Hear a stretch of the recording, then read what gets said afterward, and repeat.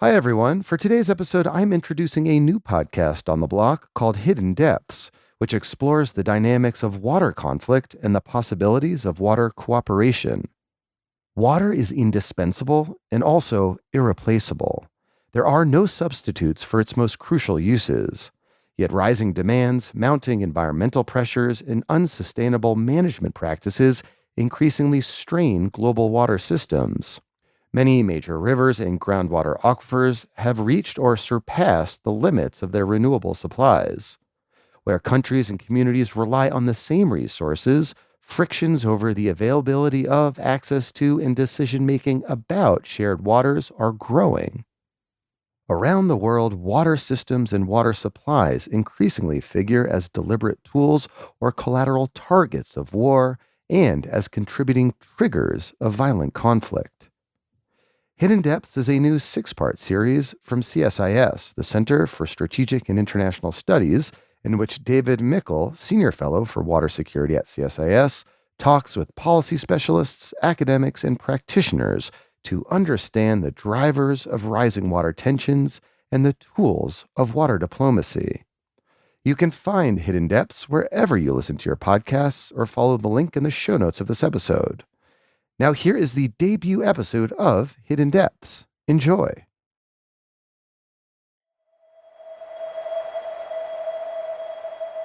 The Kakhovka Reservoir in southeastern Ukraine was once one of the largest in Europe. 150 miles long, it held nearly 20 billion tons of water from the Dnipro River. Then, on the morning of June 6, 2023, 2 explosions destroyed the hydroelectric dam holding the water in place. Water surged through the breach at a rate up to 50,000 cubic meters every second, 30 times the Dnipro River's normal flow. The Kakhovka Reservoir emptied almost completely, submerging 620 square kilometers of surrounding territory. The floodwaters reached up to 10 meters high at their peak. The human toll was devastating. Dozens of people perished. At least 17,000 homes were destroyed, and millions of people were left without drinking water. Evidence from satellite imagery and seismic data strongly implicates occupying Russian forces in the deliberate destruction of the dam. This act was a calculated military strategy. Russia had seized the dam during the first days of its invasion of Ukraine. In 2023, the dam lay on the front lines of the conflict. Blowing up the structure aimed to disrupt Ukrainian counteroffensives by cutting off critical road and rail lines across the river, flooding potential landing zones, and diverting Ukraine's attention and resources towards emergency disaster relief. The devastation of the Kakhovka Dam highlights an alarming trend. Water resources worldwide face rising pressures from armed violence. Historically, water systems have often been collateral victims of warfare. Today, however, water systems are being weaponized, intentionally targeted to achieve strategic military objectives. Worrisomely, disputes over access to and decision-making about water resources are also stoking tensions that can generate potentially violent conflicts between water users, communities, and countries. I'm David Michel, Senior Fellow for Water Security with the Global Food and Water Security Program at the Center for Strategic and International Studies.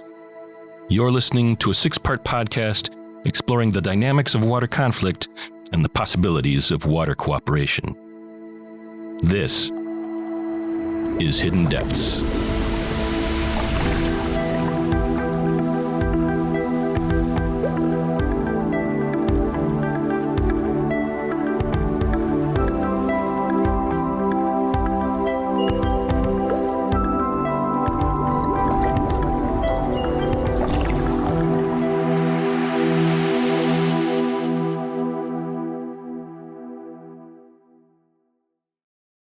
To understand the ramifications of the Kakhovka Dam's destruction, we first need to sketch out the concept and characteristics of water conflict, which has recurred in different forms across millennia.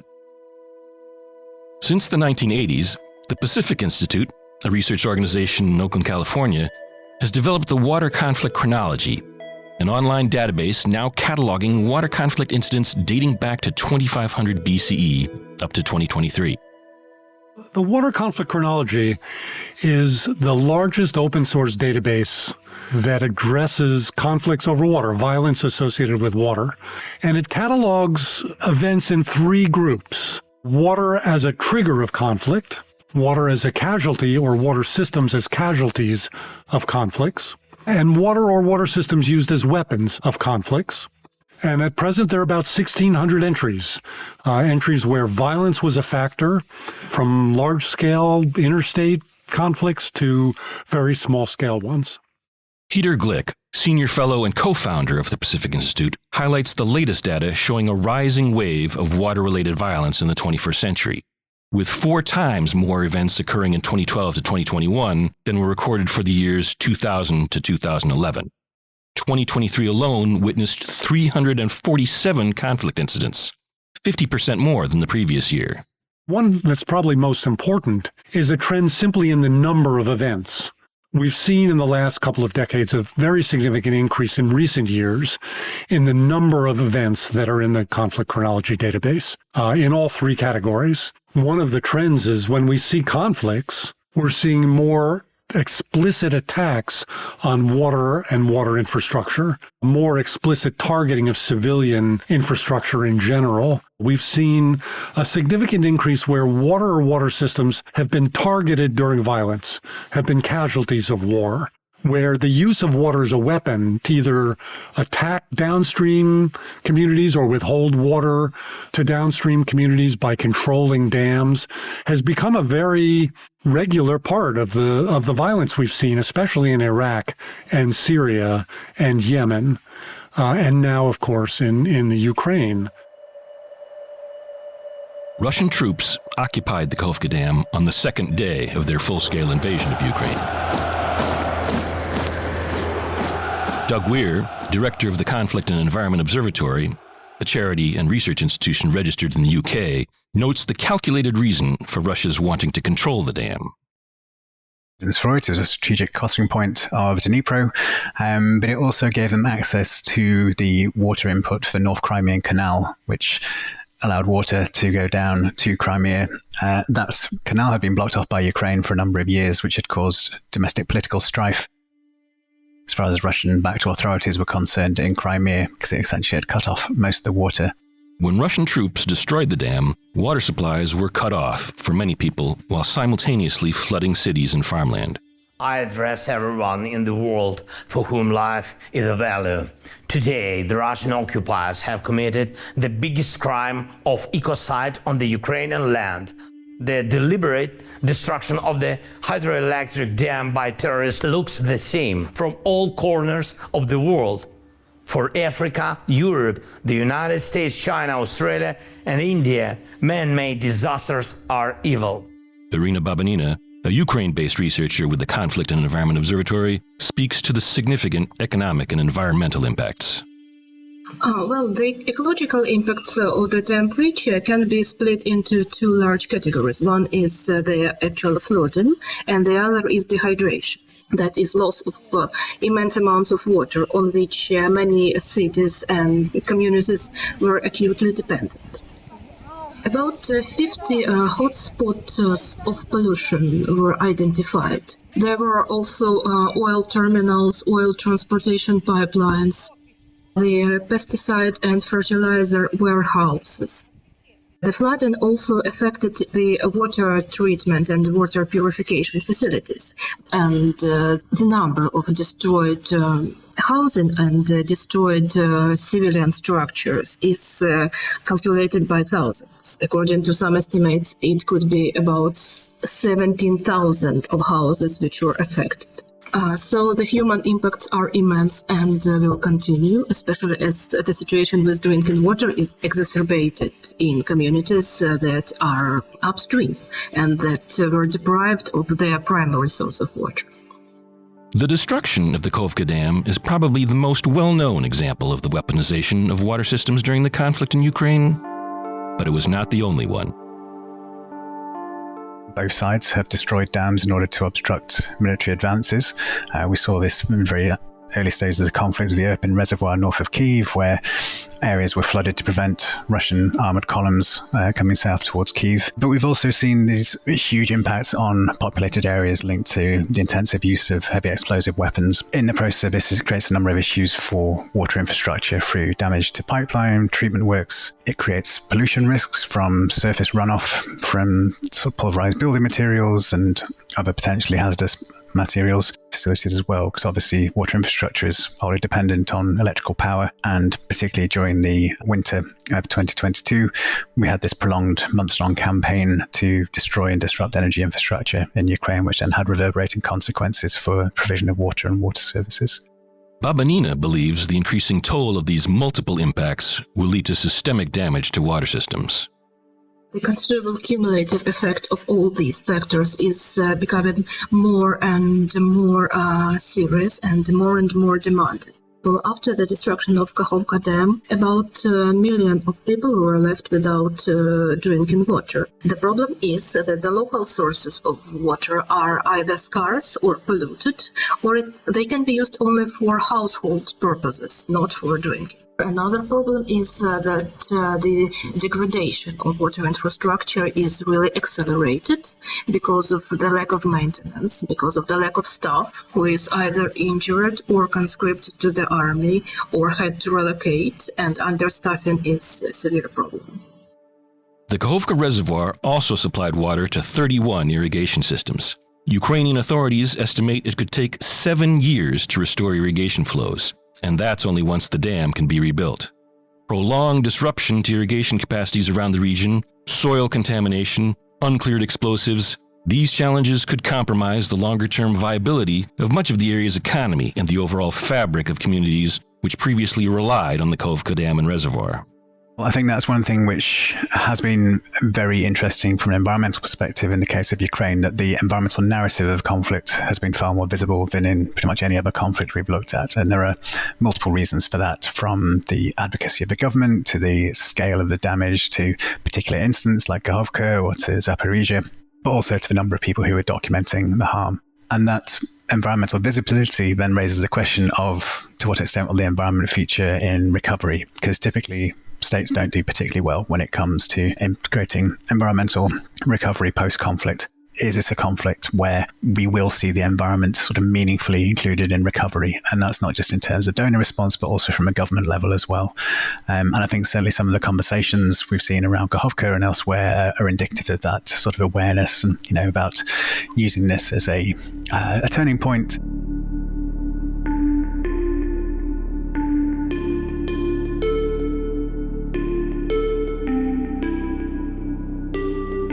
Whether or not environmental recovery from the Kakhovka Dam disaster will prove to be such a turning point remains to be seen. But Russia's attack on the dam represents another grim milestone in the growing history of water-related conflict.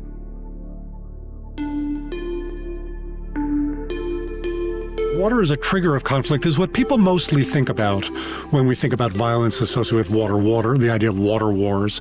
That is, disputes and violence associated with control or access to fresh water, where water is scarce, where water rights are disputed. And in those cases, the commonality is mostly water scarcity or disputes about water rights and water control. Growing demands are imposing mounting strains on global freshwater resources, says Peter Glick. So are increasing environmental pressures and the impacts of climate change. We have seen an increase in the scarcity of water triggering violence in sub-Saharan Africa and the Sahel, where growing populations and a limited amount of water has produced a lot of violence associated with access to land and water between pastoralists and nomads and farmers. We've seen the same thing, violence associated with the scarcity and control of water simply in periods of drought in Iran and India, where there have been riots over disputes over who controls access to water during droughts. My guess is we're also seeing partly the effect of climate change. Some of the most significant impacts of climate change are going to be on and are already on water resources. The risks to the world's water resources are multifaceted. But so are the possibilities for countries and communities, policymakers, and water users to address these challenges and reduce tensions over shared resources. And the good news is that there are a whole set of strategies, institutional strategies, economic strategies, technological strategies, political strategies for rolling back those risks, for reducing those risks. There's no single solution to these problems, just as there's no single cause for these kinds of conflicts. And so, for example, when conflicts over water are interstate, when they're over a river that's shared by two or more nations, there are diplomatic resources, there are international laws and agreements that can be applied. Many shared rivers, not all of them by any sense, but many shared rivers have agreements between the parties involved.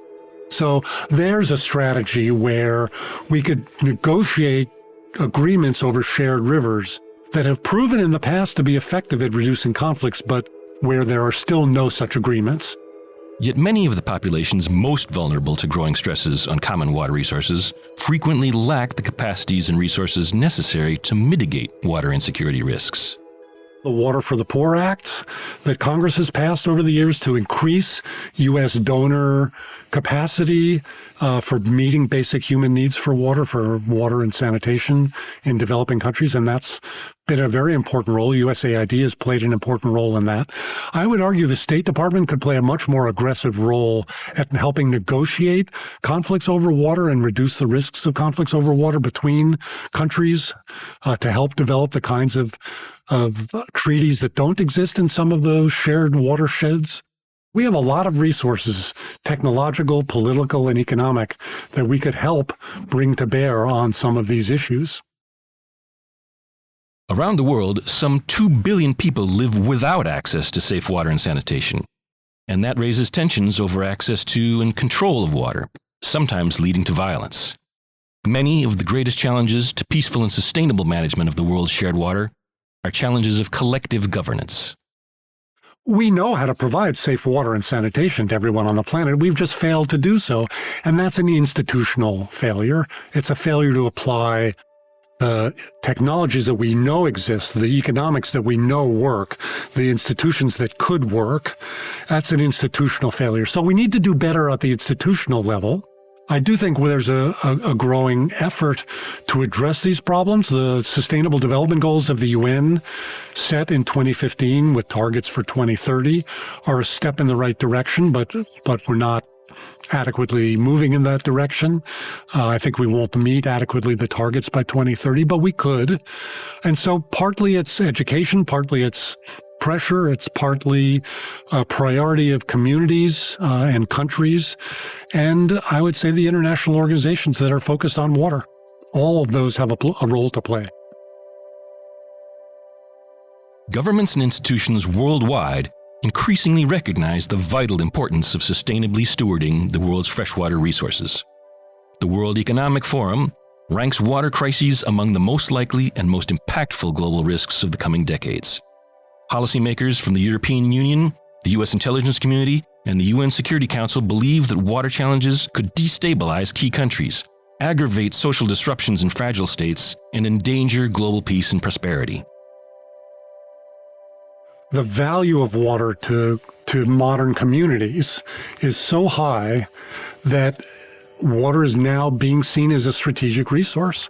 It's increasingly critical in the future, I think, as climate changes, as water scarcity expands, as pressures on water increase. It's a problem that's big and it's not going away.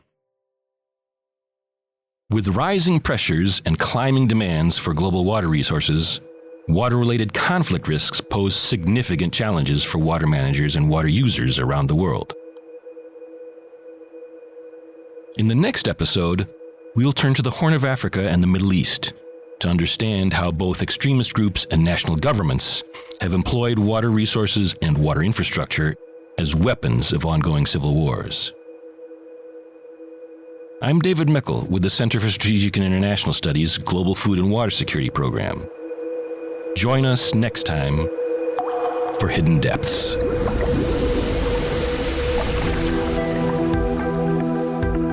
Hidden Depths is an initiative of the Project on Water Security, part of the CSIS Global Food and Water Security Program. Thank you to our guests, Peter Glick, Senior Fellow at the Pacific Institute, and Doug Weir and Irina Babanina of the Conflict and Environment Observatory. Hidden Depths is produced by Sarah Baker, edited with Emma Dodd, and narrated by David Michel.